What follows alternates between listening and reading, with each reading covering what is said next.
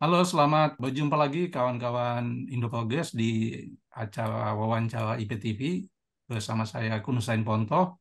Wawancara kali ini akan berdiskusi atau membicarakan tentang politik luar negeri Indonesia terkait, saya tidak mau bilang konflik ya, karena konflik itu kan lebih setara gitu, lebih simetris. Ini sesuatu yang asimetris. Jadi perang lah, perang antara negara melawan kelompok masyarakat tertentu, yakni negara Israel melawan penduduk Palestina. Sudah banyak diskusi soal perang ini, terutama dari sisi asal-usul munculnya pembantaian yang sangat brutal hampir 1 bulan terakhir oleh Israel, dan kemudian juga coba menempatkan bagaimana perang ini bisa diselesaikan, bisa dituntaskan dalam waktu yang segera, paling tidak ada penghentian perang ya, penghentian serangan atau ceasefire gitu. Dan kemudian juga ada diskusi yang melihat bagaimana respons masyarakat sipil terhadap apa yang sedang terjadi di Palestina saat ini. Nah, kali ini kita akan mendiskusikan satu hal lain, yakni politik luar negeri Indonesia dalam merespon pembantaian Israel terhadap rakyat Palestina saat ini. Kenapa ini kita diskusikan? Karena Indonesia adalah satu negara besar di Asia Tenggara dan selalu mengklaim sebagai negara dengan mayoritas penduduk Muslim terbesar di dunia, dan sangat kelihatan, paling tidak dari pendapat saya, sangat sedikit inisiatif yang dilakukan oleh pemerintah Indonesia terkait dengan penyelesaian perang saat ini, paling tidak menyuarakan soal penghentian perang atau ceasefire. Dan yang tampak buat saya, pemerintah Indonesia bertindak tidak lebih sebagai kelompok masyarakat sipil, LSM, NGO, ya, kirim bantuan pangan, obat-obatan, terus menghimbau, mengutuk, dan seterusnya. Saya bercanda suka bilang, saya juga bisa sih bilang kayak gitu ya, mengutuk, kirim donasi gitu ya, $1, $2 kan saya juga bisa gitu. Tapi sebagai sebuah negara yang mewakili sebuah bangsa dengan aspirasi tertentu, dan juga bahkan dalam konstitusi sudah dicantumkan aktif melaksanakan perdamaian dunia, saya kira apa yang ditunjukkan oleh pemerintah Indonesia, sekali lagi dari perspektif saya, masih sangat kurang. Tapi bisa jadi saya salah, karena itu saya akan berbincang-bincang dengan dua orang akademisi muda ya, yang menekuni atau mendalami masalah politik luar negeri ya, baik politik luar negeri secara umum maupun politik luar negeri Indonesia. Yang pertama adalah Irene Gayatri, dari peneliti dari Badan Riset dan Inovasi Nasional. Kemudian Bung Ahmad Rizky Mardatila Umar, dosen di Queensland University, Australia. Selamat datang Mbak Yuen dan Bung Rizky. Mungkin kita mulai dengan apa yang kalian berdua, dan ada satu teman saya lihat menulis tentang Ren, dampak konflik ini akan mengurangi kepercayaan terhadap politik, apa, sistem sistem dunia yang liberal ya. Kira-kira ya, kayak gitu ya. Itu maksudnya apa, coba? Tolong dijelaskan. oke. Terima kasih. Jadi ide kami itu sebetulnya pertama karena kami anak-anak hubungan internasional. Yang kedua, sebetulnya yang saya concern terutama karena terkait dengan disertasi saya itu terkait soal norma dalam hubungan internasional, aliran konstruktivisme. Dan dalam hal ini spesifiknya adalah norma-norma dari liberal order seperti human rights, gender equality, yang memang produksi pengetahuannya terutama dari negara-negara apa yang disebut dunia pertama atau global north. Nah, berangkat dari realitas bahwa serangan itu sudah sedemikian masif, menelan korban perempuan dan anak-anak, satu lagi dari concern perspektif feminist international relation, seharusnya dia sudah memicu apa istilahnya kritik terhadap ketidaksetaraan yang berlangsung. Nah, ini kok nggak muncul-muncul dari negara-negara dunia pertama yang selalu mengekspor norma-norma human rights termasuk gender equality ini. Nah, berangkat dari ketertarikan atau concern itu, kemudian saya mengajak dua kawan kita, Umar dan Randy, dosen International Relation dari UGM. Kami kebetulan sama-sama alumni Universitas di Australia untuk melihat secara lebih lanjut dan lahirlah artikel situ. Premis pertamanya adalah sebetulnya inaction yang konkret dari negara-negara global North itu justru akan memperlemah posisi liberal international order di mana mereka adalah proponennya, mendukung proponen human rights dan lain sebagainya.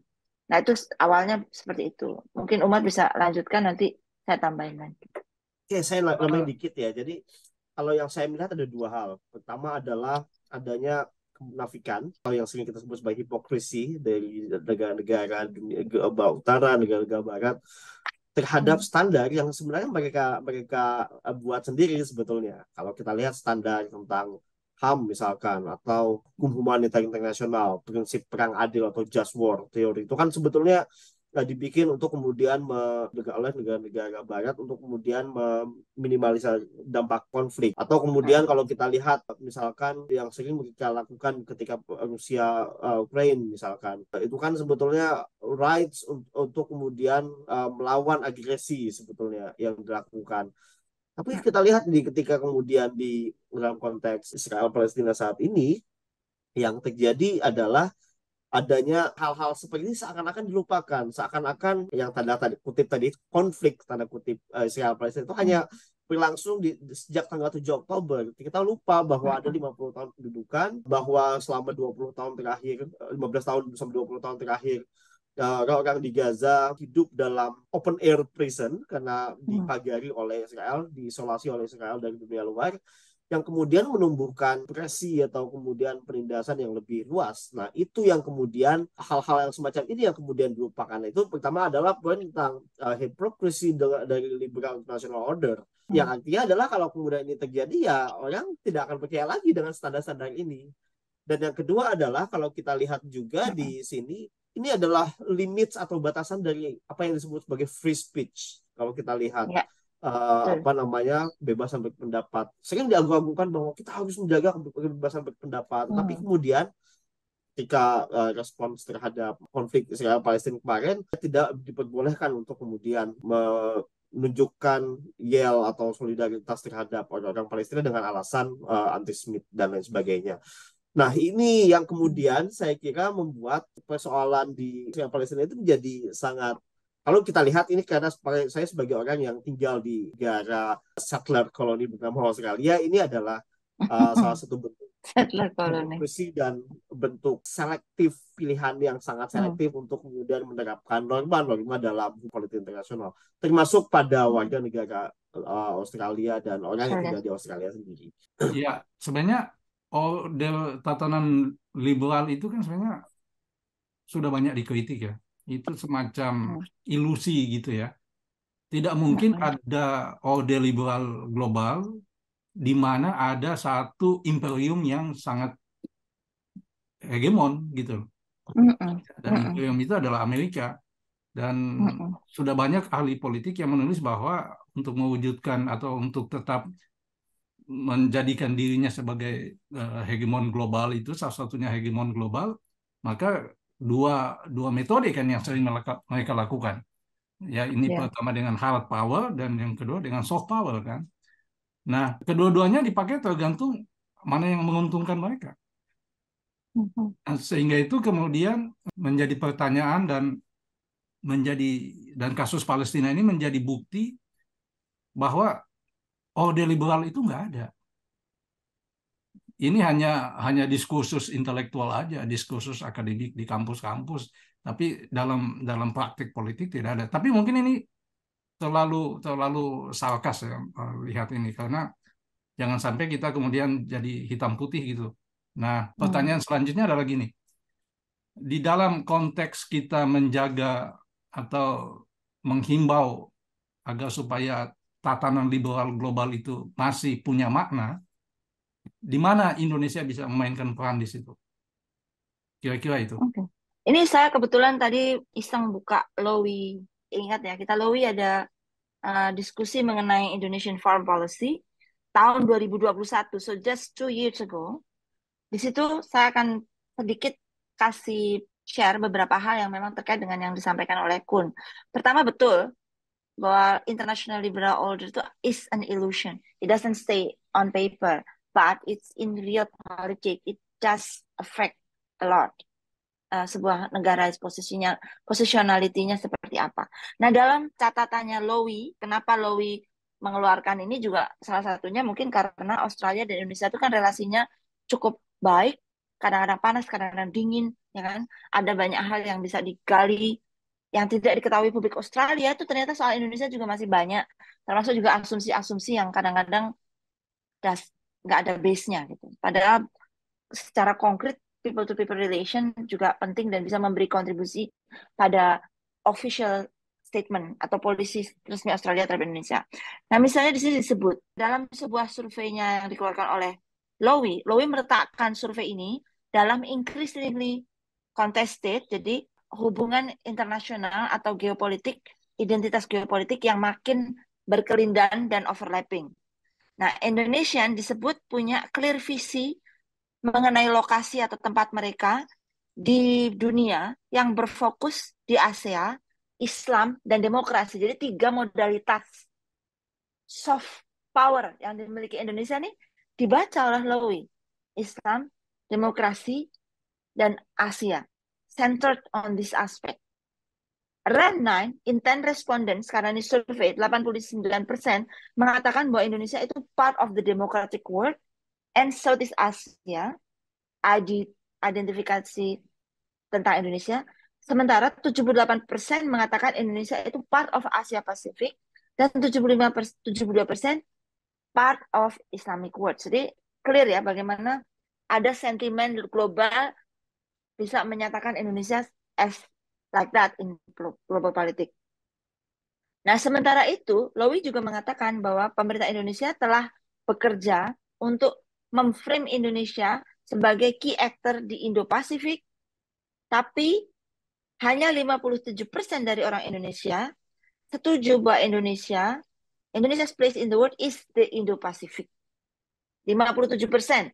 Ya, nanti Umar bisa konfirmasi terkait dengan ini kosakata Indo-Pasifik. Tapi juga perlu diketahui, Indo-Pasifik itu artinya ingin menautkan Indonesia dalam rantai mulai dari yang pokoknya untuk mempertegas hegemon Australia dan Amerika termasuk di sini di wilayah Pasifik.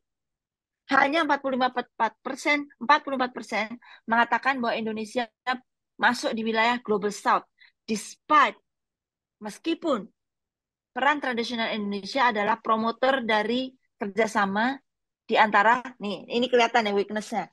Meskipun peran utama Indonesia itu selalu dikatakan bahwa Indonesia adalah promotor dari kerjasama negara-negara non-blok, ya kan?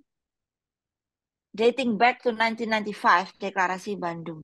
Dan recent government efforts untuk mengembalikan spirit melalui inisiatif atau kerjasama Selatan-Selatan dan kerjasama triangular SSTC. Yang tadi juga sempat kita sebelum Umar masuk ada diskusi sedikit soal ini.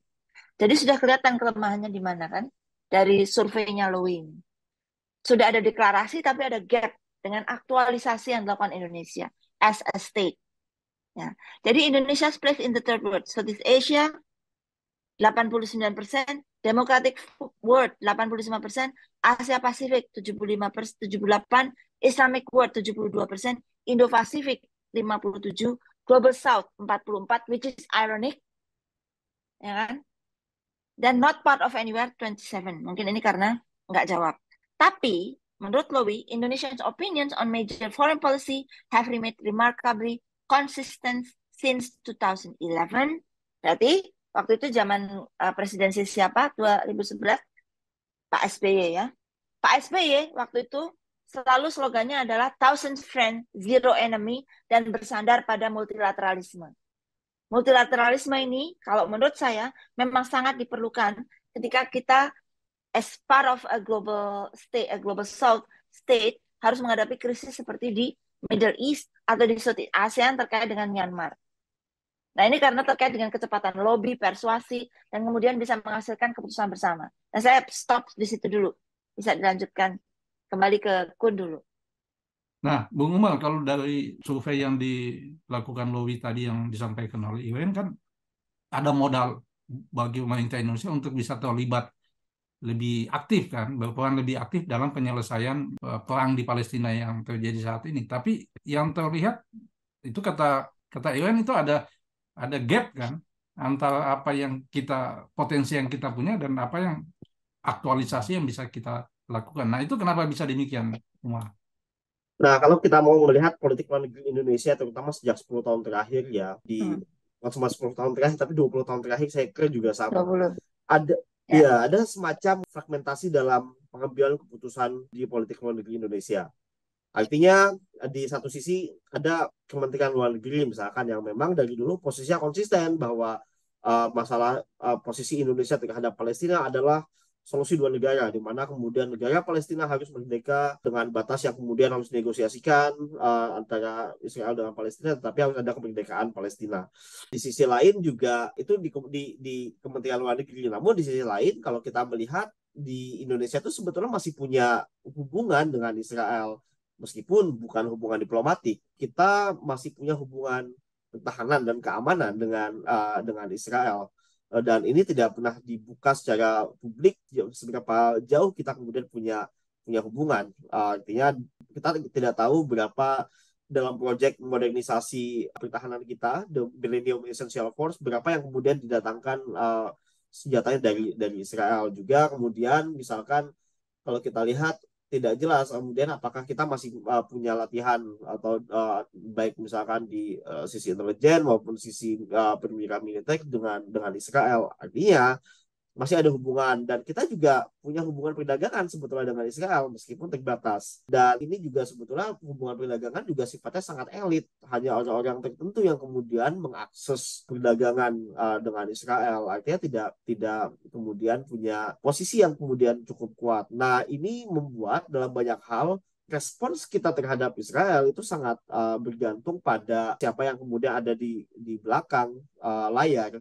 Jadi ya tadi yang seperti Bung Gun bilang sebetulnya bahwa ya ketika kemudian didorong oleh Kementerian Luar Negeri, yang terjadi adalah kita jadi kayak LSM dalam artian mengirimkan bantuan, kemudian meskipun kita juga kombinasi dengan support di UN, terus kemudian kita juga punya leverage di beberapa organisasi seperti OKI maupun PBB untuk kemudian menekan Israel.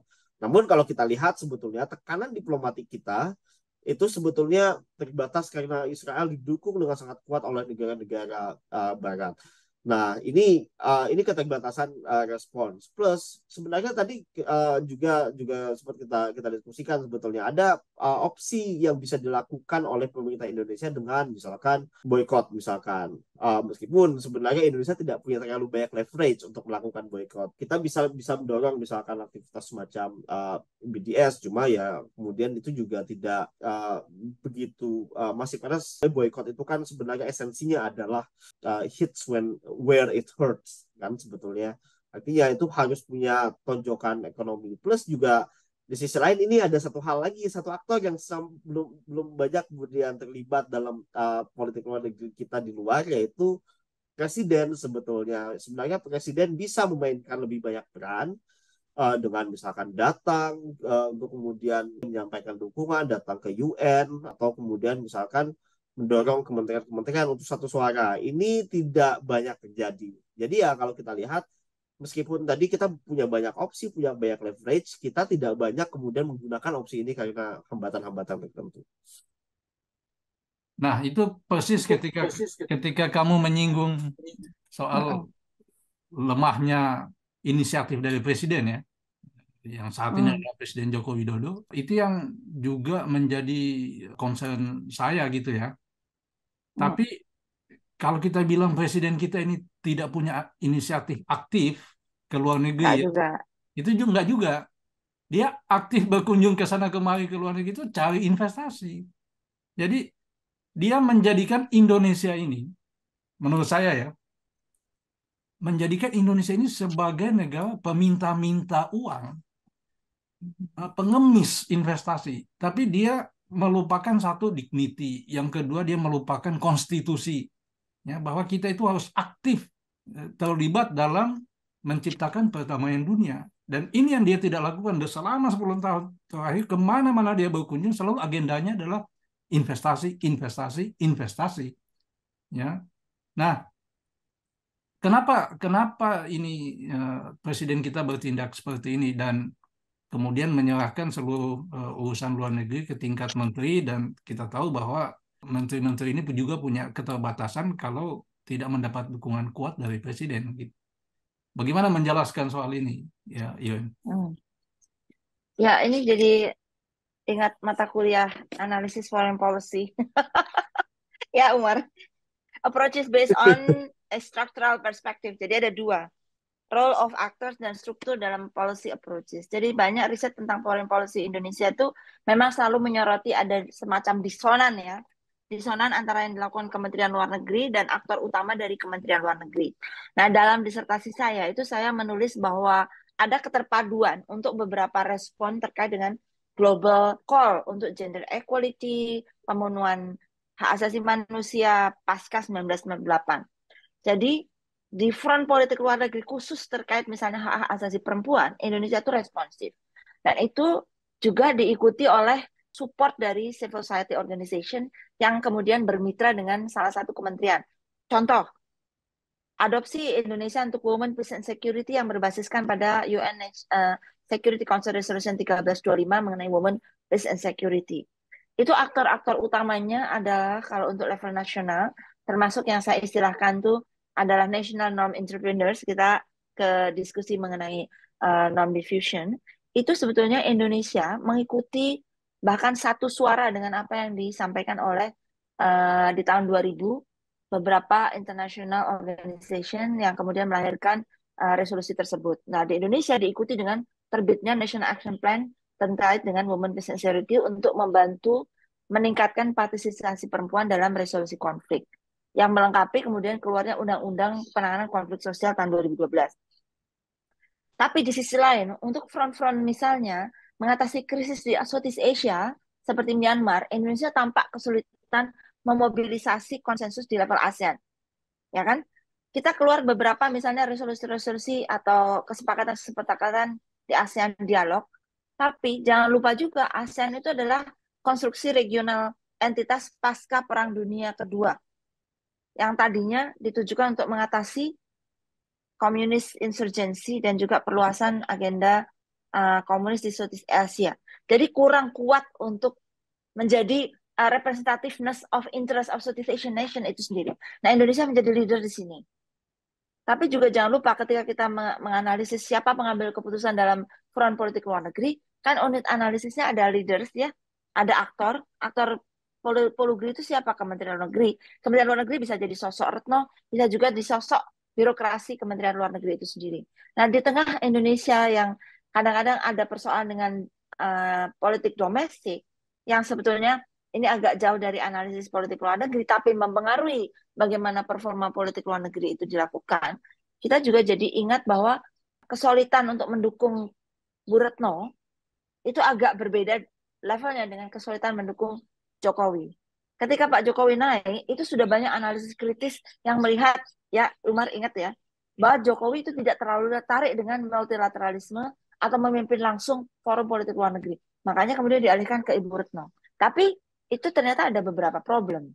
Kemudian kalau kita bandingkan misalnya dengan foreign policy di negara-negara lain, kita ambil saja yang paling kuat langsung, seperti Australia dan Amerika Serikat.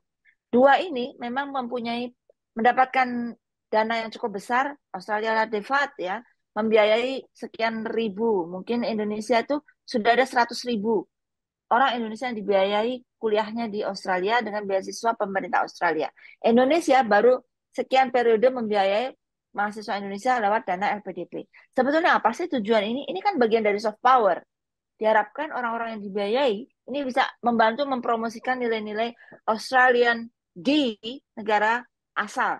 Makanya kemudian saya ada kontrak 2 tahun ketika kembali ke Indonesia, ya kan itu salah satu harapannya, soft power. Nah, Indonesia sebetulnya bisa memperkuat hubungan luar negerinya dengan hal sedemikian untuk jangka panjang, tapi juga dengan jangka pendek, apa yang bisa dilakukan untuk memobilisasi dukungan ketika kita punya tujuan strategis menciptakan perdamaian dunia di undang-undang, di konstitusi paragraf keempat.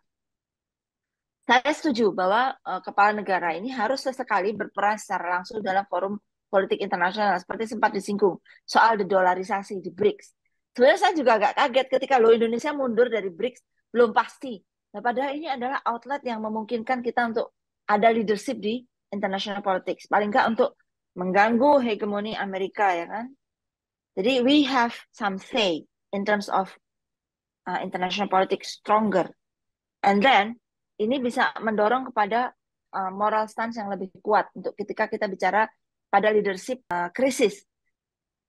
Kalau saya kembali ke Umar, misalnya kan, jadi mau nggak mau saya lihat data dong. Trade Indonesia dengan Israel itu justru mengalami peningkatan, which is membuktikan disonan dalam pengambilan keputusan foreign policy. Secara formal kita bilang nggak ada relasi, tapi kita ada trade relationship. Ini, ambiguitas ini memang mengganggu kemantapan mengambil keputusan. Karena seperti tadi diketahui, tidak banyak orang tahu gitu loh.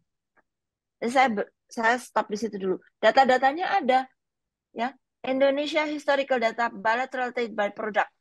Indonesia Israel data, sejak tahun 2021 Indonesia ekspor 162 miliar US dollar ke Israel.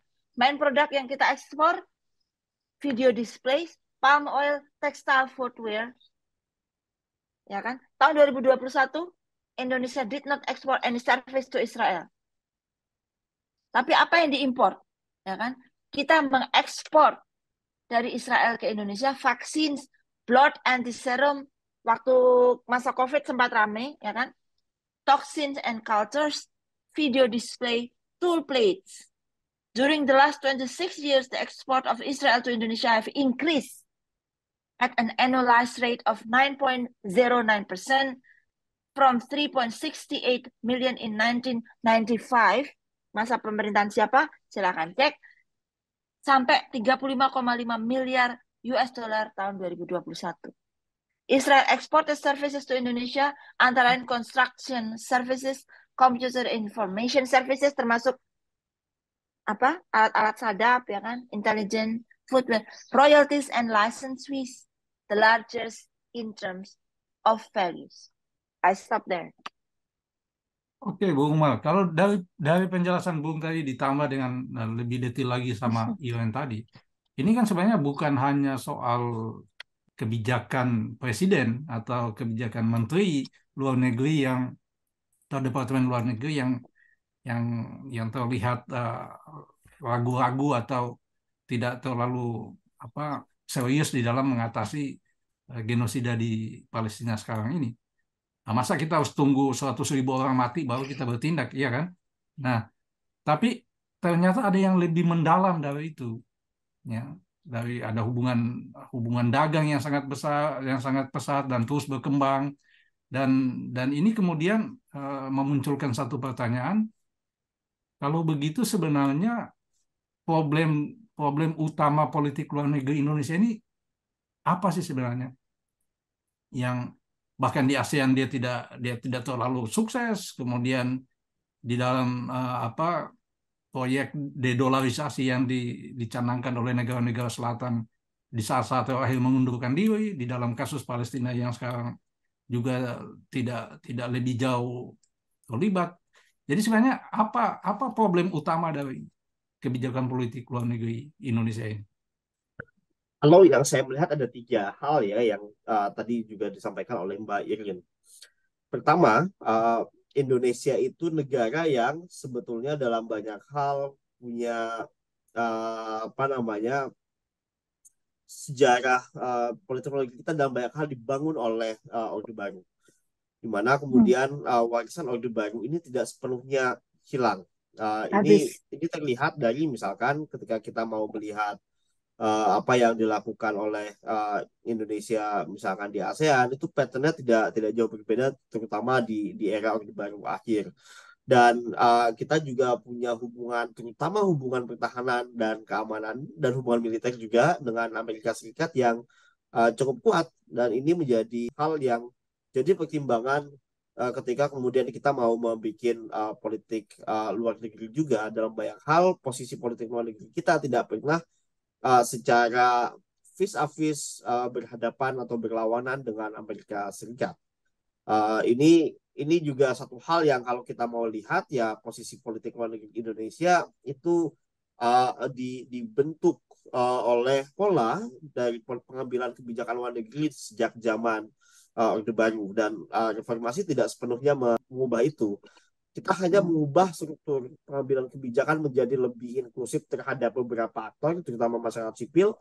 Tetapi bahwa kemudian ada pertimbangan hal tersebut di politik luar negeri Indonesia, itu banyak hal kita masih cukup kuat timbangan faktor Amerika Serikat ini. Ini yang saya kira juga perlu kemudian kita telah. Yang kedua adalah Indonesia itu adalah middle power, dan salah satu efek dari warisan baru ini adalah kita sebagai middle power itu ruang jelajah kita itu confined pada forum-forum yang sifatnya Kecil. lebih strategik di kawasan, misalkan di Asia Tenggara ataupun di Asia Timur, dan ini dalam banyak hal kepentingannya itu adalah kepentingan strategik militer, bahwa kemudian politik luar negeri Indonesia itu mengamankan teritori kita di kawasan. Belum lagi Kepentingan. kemudian juga timbangan misalkan politik luar negeri Indonesia selalu kemudian mempertahankan, kalau dulu mempertahankan Timor Leste sampai Timur sampai kemudian oleh mantan Menlu Sekarang Alatas itu Papua. disebut sebagai people in the shoe atau Trik. kerikil dalam sepatu, sekarang Kerikil dalam kemudian juga sepatu. Papua. Itu juga hal yang selama ini dalam hal orang menyebut politik luar negeri Indonesia itu adalah inward looking. Secara internasional kita memang punya multilateralisme, cuma ruang jelajah multilateralisme itu sebetulnya kalau kita lihat terbatas, dalam arti kita memang bisa mendorong inisiatif-inisiatif baru di politik internasional, tapi itu sebetulnya sangat tergantung pada struktur kekuasaan global. Sekarang ya kalau kita lihat dalam struktur kompetisi antara Amerika Serikat dan Tiongkok.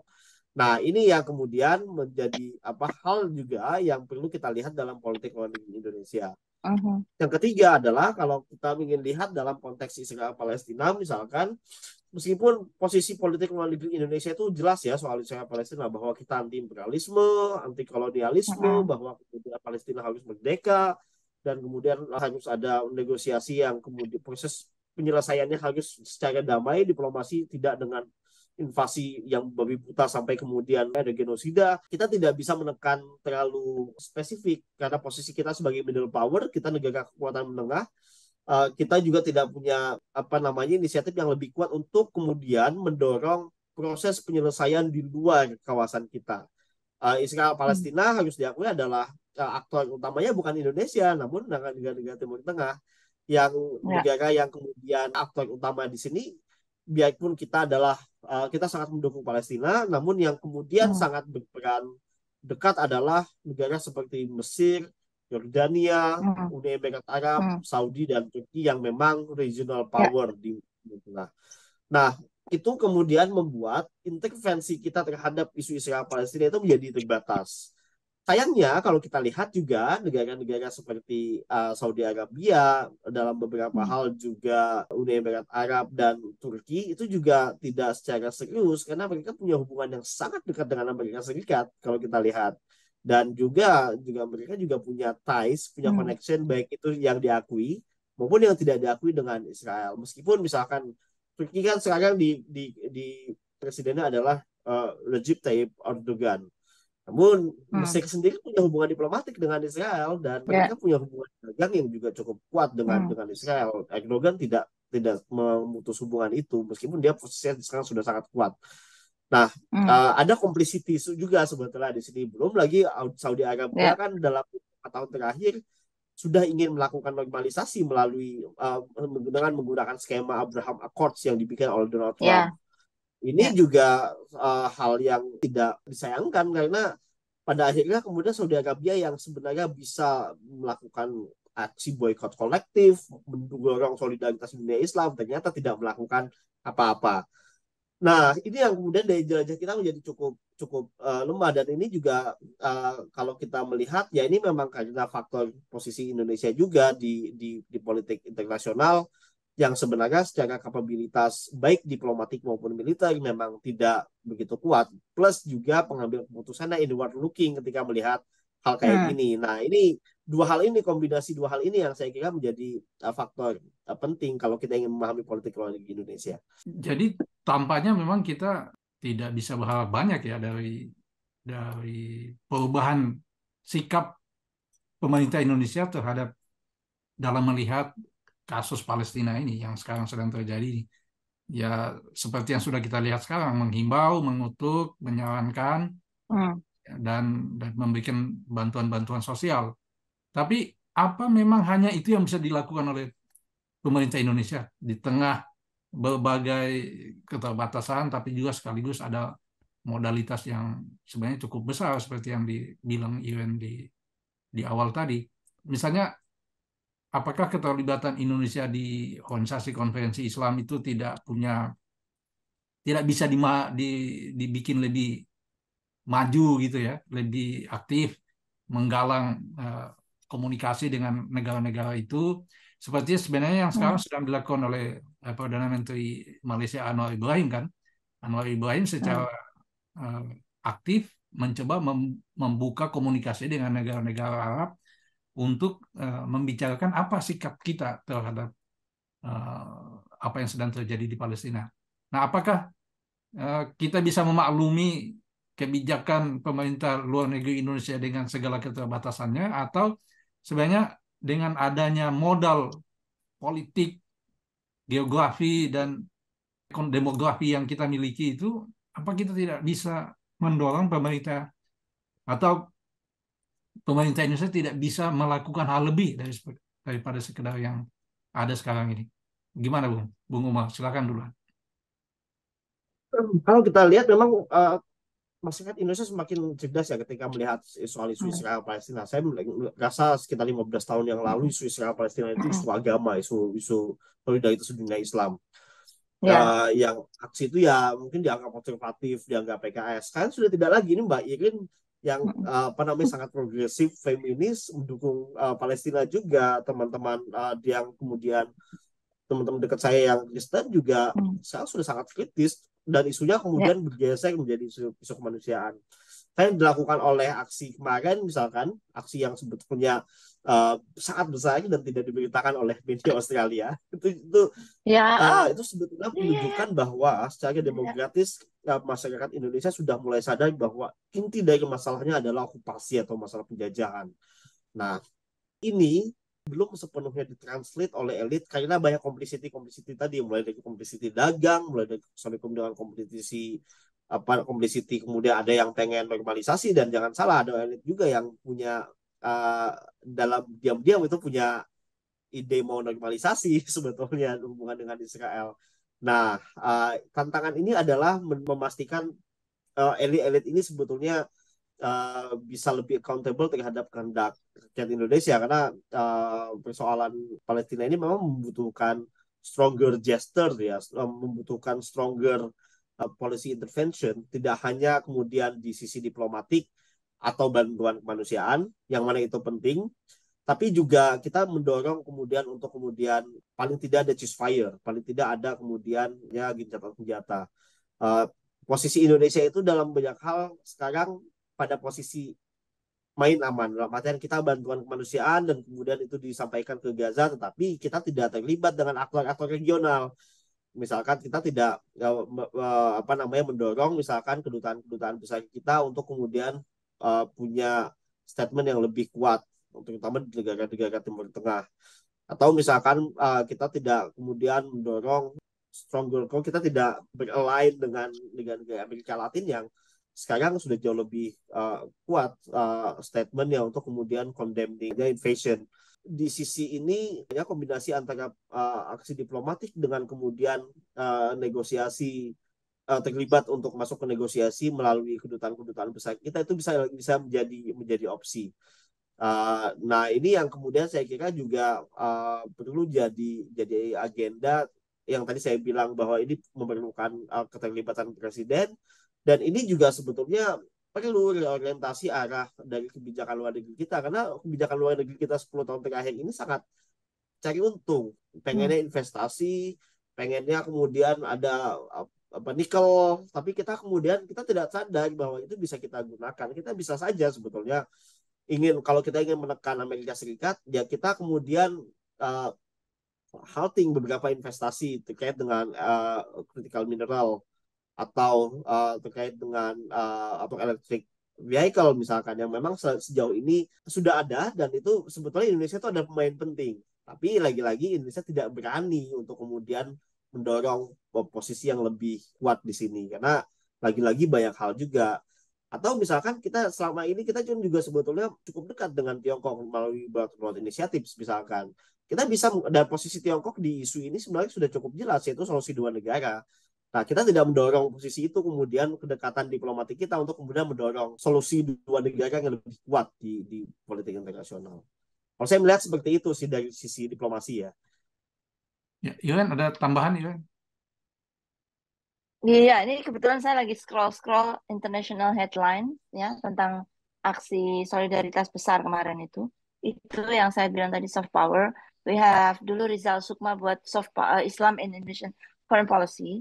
Seperti juga Lowy tadi saya hanya amplifikasi saja Islam, demokrasi dan apa tadi satu faktor lagi yang merupakan modalities Indonesian politics. Tapi ternyata memang ya, bahwa kita memang belum maksimal manage atau capitalize three aspek itu dalam foreign policy. Dan memang itu dibutuhkan soliditas di kalangan birokrasi Kementerian Luar Negeri plus visioner state leader.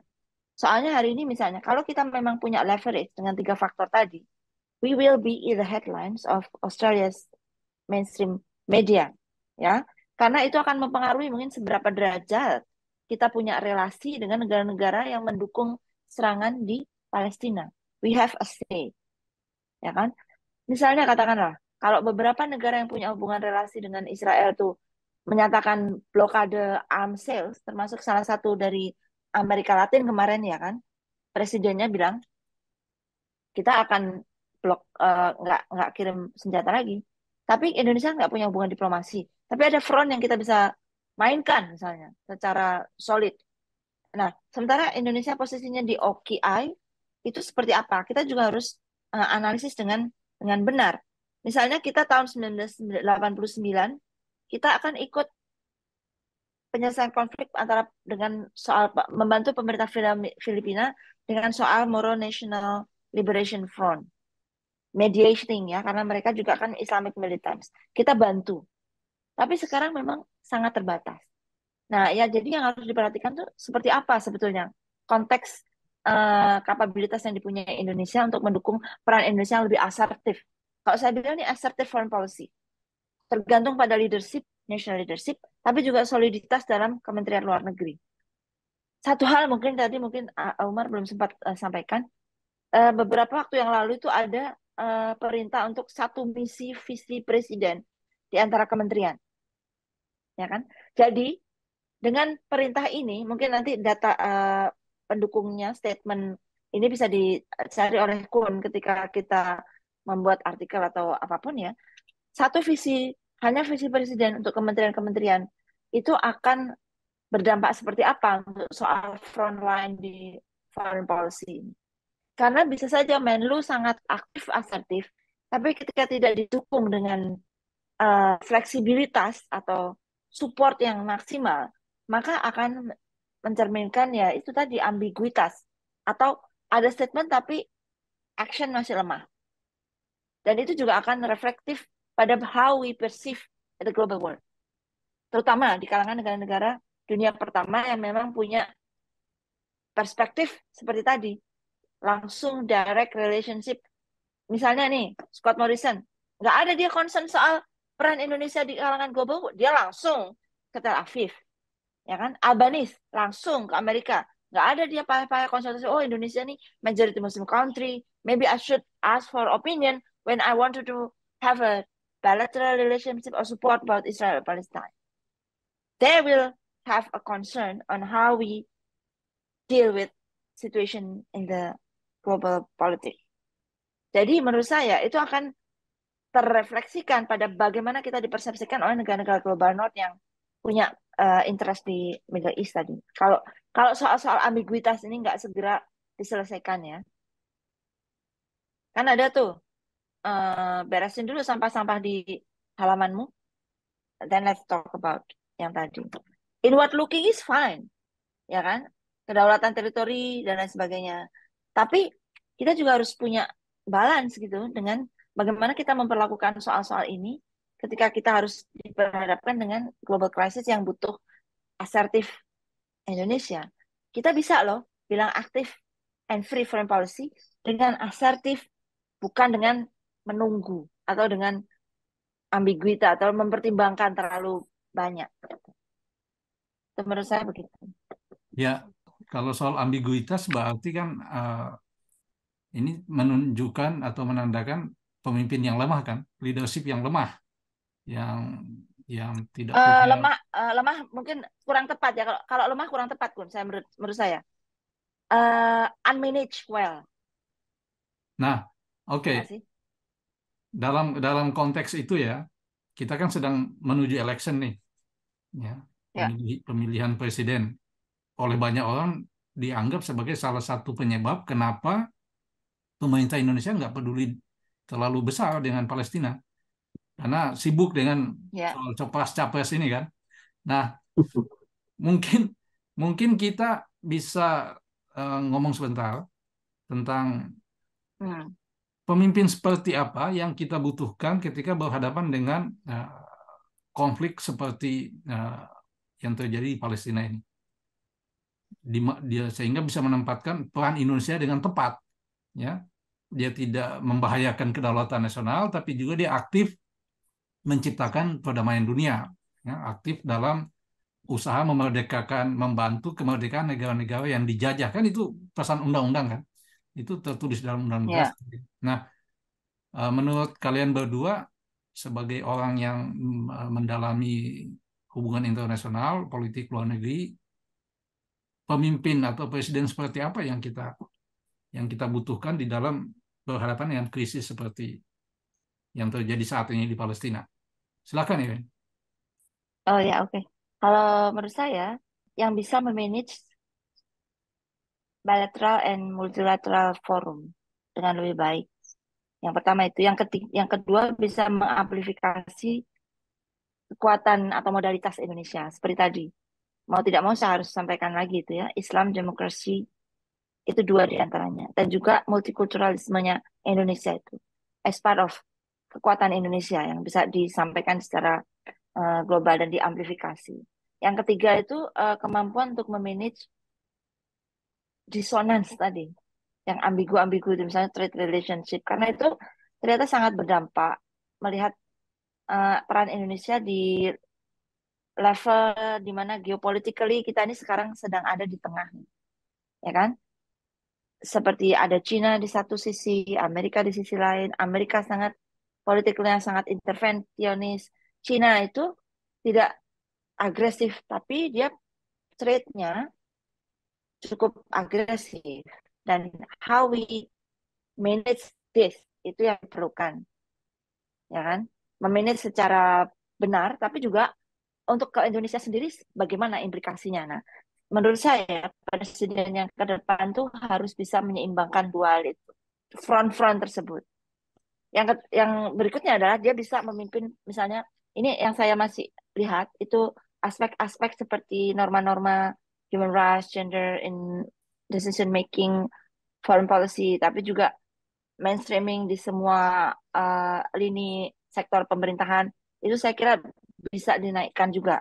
Jadi dia bisa melihat misalnya Bu Retno itu kepemimpinannya sebagai Menlu tidak diisolasi dari bigger structure yang memang sangat masih, kalau saya nggak ingin membebek sangat patriarkis tidak, tapi there are other faktor yang membuat Bu Retno itu hanya menonjol pada sisi-sisi tertentu saja gitu loh.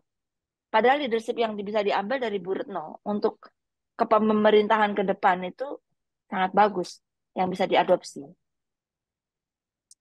Ya kan? Ya itu menurut saya yang bisa saya sampaikan untuk kepemimpinan di front foreign policy pada presiden ke depan. Harapannya saya seperti itu. Saya lihat Bung Umar agak ketawa-ketawa ini karena UN ini masih agak abstrak gitu. Ya.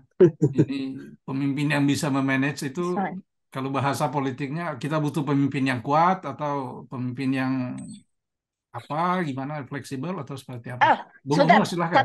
Satu hal. Kalau sorry sedikit. Kalau kuat itu masalahnya.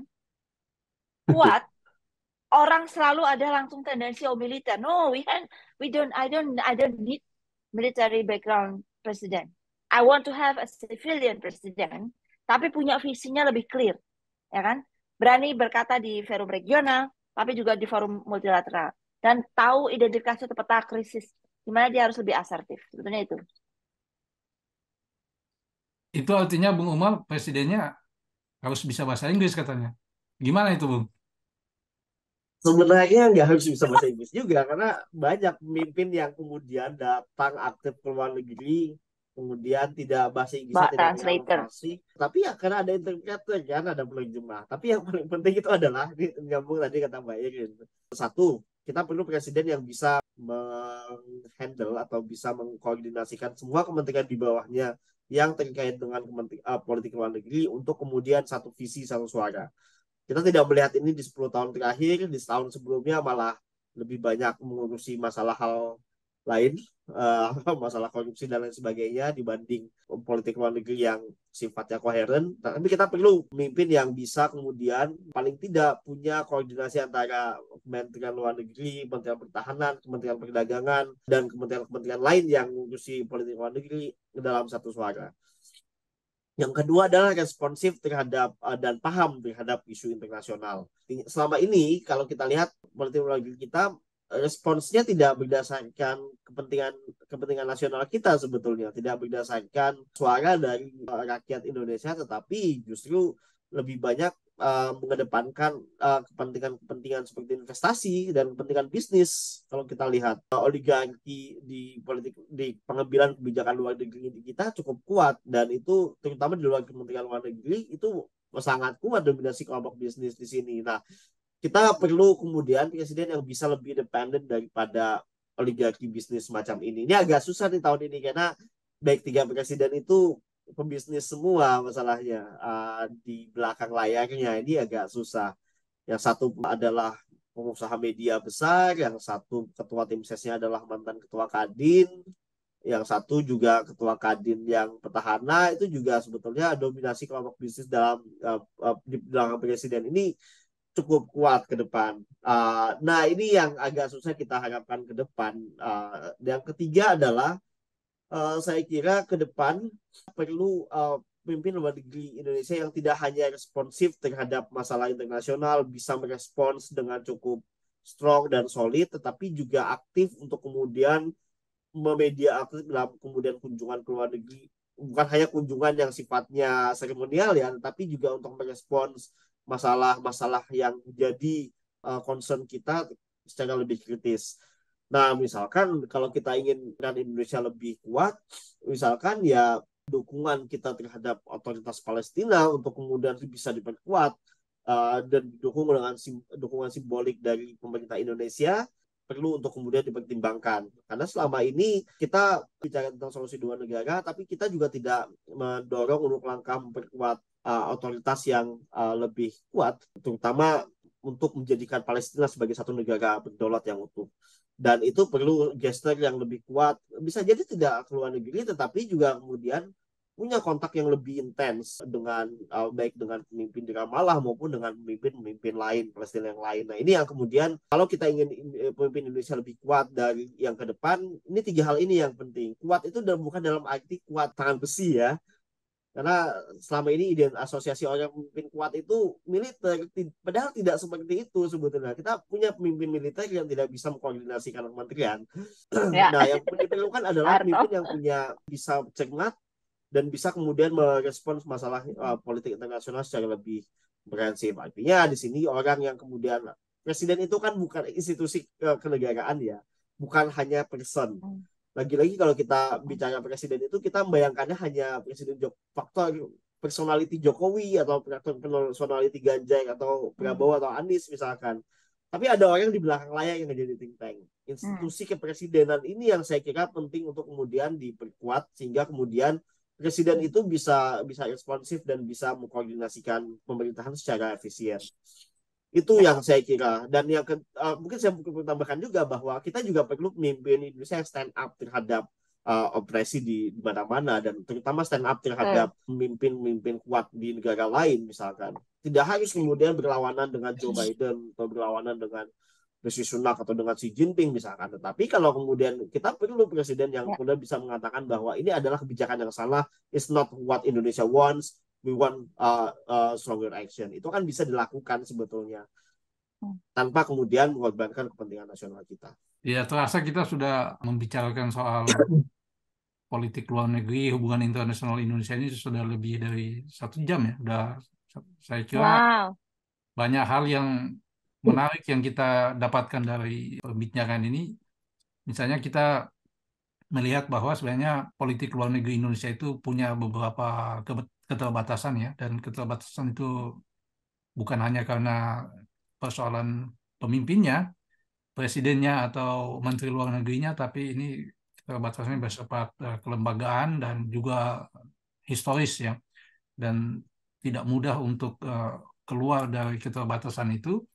Tapi juga sebenarnya ada beberapa hal yang bisa kita lakukan di tengah-tengah keterbatasan yang ada itu. Misalnya kita bisa melakukan kontak langsung dengan rakyat Palestina atau pemimpin Palestina, misalnya bikin special envoy untuk khusus kasus Palestina, ya kan?